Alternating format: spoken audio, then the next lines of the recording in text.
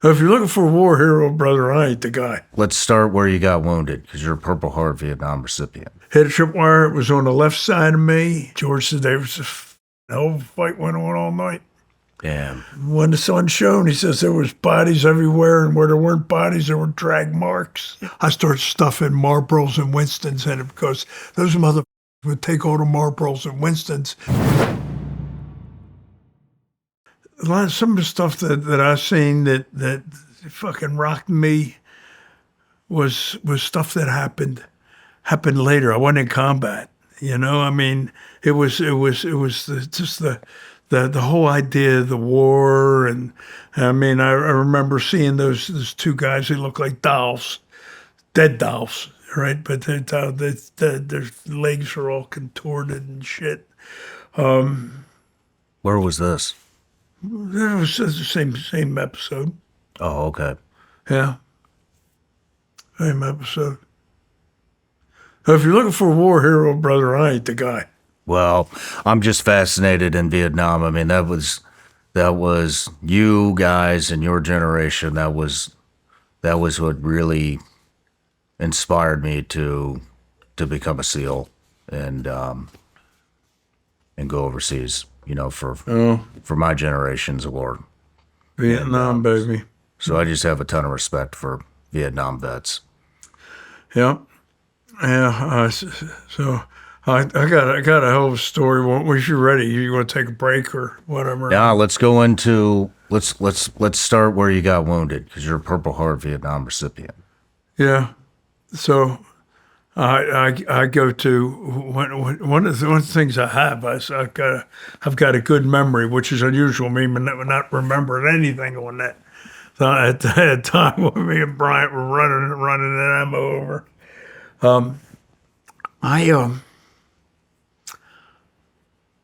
I remember they carried me back, and they couldn't get a another night. I had a guy got wounded. A point man hit a trap that was walking on a rice paddy dike, right? And I helped carry him back. And the reason we had to carry him back is because his legs were hurt, and he his legs were hurt, and he was obviously going to live. And the business of the war was really good some other place, and all the choppers were busy. At least that's what I was told. And when I was wounded, it's the same thing happened, right? Only I wasn't walking on a dike. I was walking on a path through a village. So I take and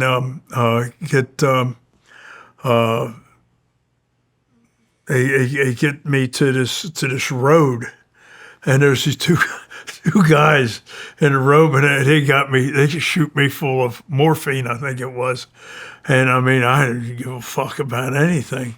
And one interesting thing before that, which is a fun story before that, I take and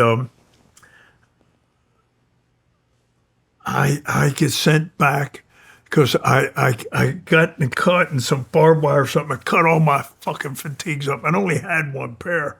So the company guy, he sent me back to the rear that day, and he said to get a whole new set of fatigues and to get a haircut and then come on back. A haircut? Yeah, it did. I had to get it all cut.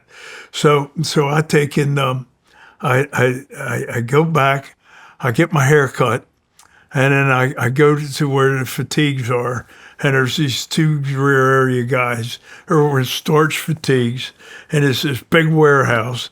And I said, I'm here to get some fatigues. And they said, well, you need a chit signed by the colonel. I said, well, where's the colonel? Said, well, he's up in Dong Ha, which is 100 miles north.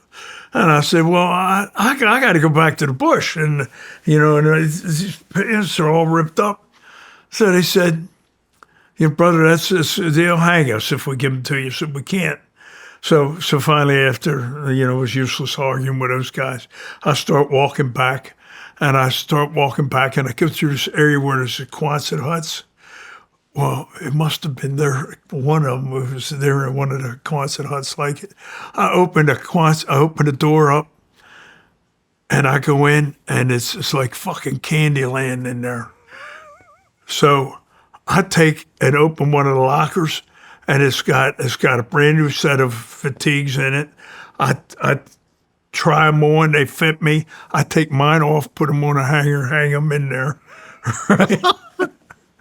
And then I go ahead and I look on one of the mattresses is a rubber lady, an air mattress.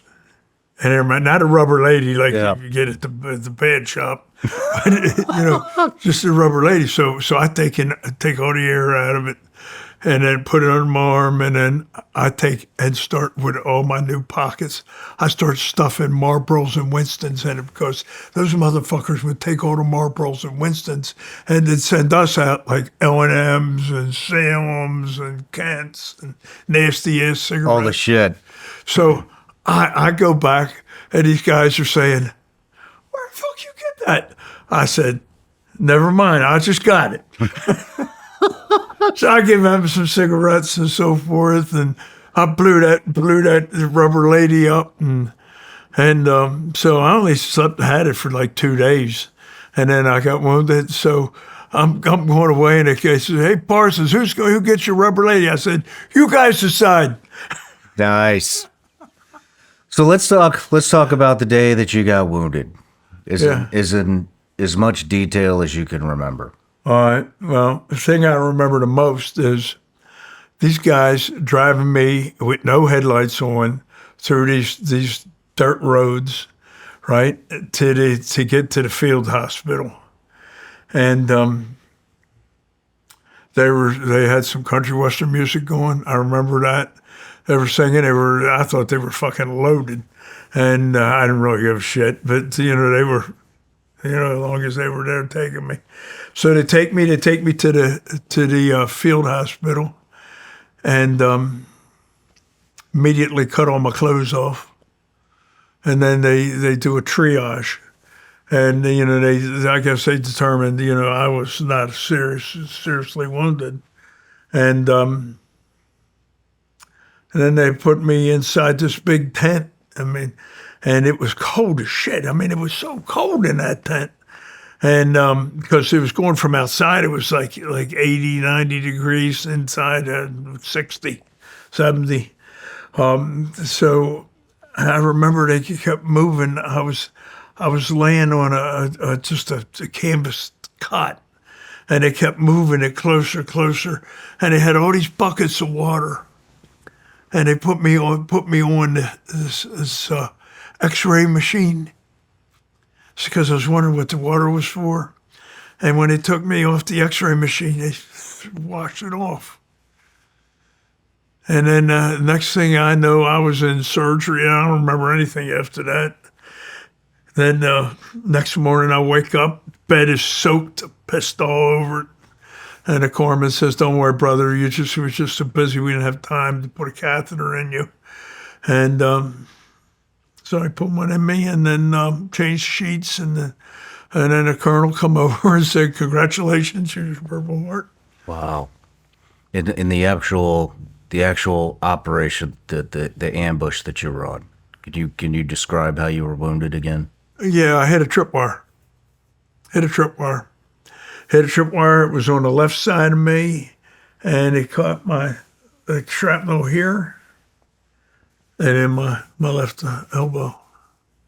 And I remember the surgeon saying, you had a big piece of shrapnel go into the joint and didn't damage it. Wow. So I was lucky. I was lucky as I can be. Were you conscious the entire time? No. A little bit, just a little bit. For the explosion? Oh, the explosion. Yeah, I was conscious most of the time. I didn't go out. Oh, I just remember when that fucking thing went off, and I went down on the ground. I turned to George, because I was learning to walk point then, and so Bryant was walking first, I was walking second, and he I said, Jesus Christ, it fucking hurts. And then it didn't so much, and then it did, and then they shot me with morphine, and then so forth. I didn't hear it so much as seen it, you know. I didn't know what happened at first. You're disoriented totally. Did you think you were going to die? No. You knew you would live. Yeah, I thought it would. Thought I fucking would. Oh God! And the guys I were with got pissed. They started fucking putting a Zippo to this village, and he says they got George, the squad leader, got in a little bit of trouble for that, and he said he was in trouble, and then the North Vietnamese had a big push through the area that we were in. I wasn't in it no more, but we were in, and he forgave him because he's a good fucking Marine. Jesus Christ, he was good. Like about a couple days after, they set up on this bank in these reeds, and they seen a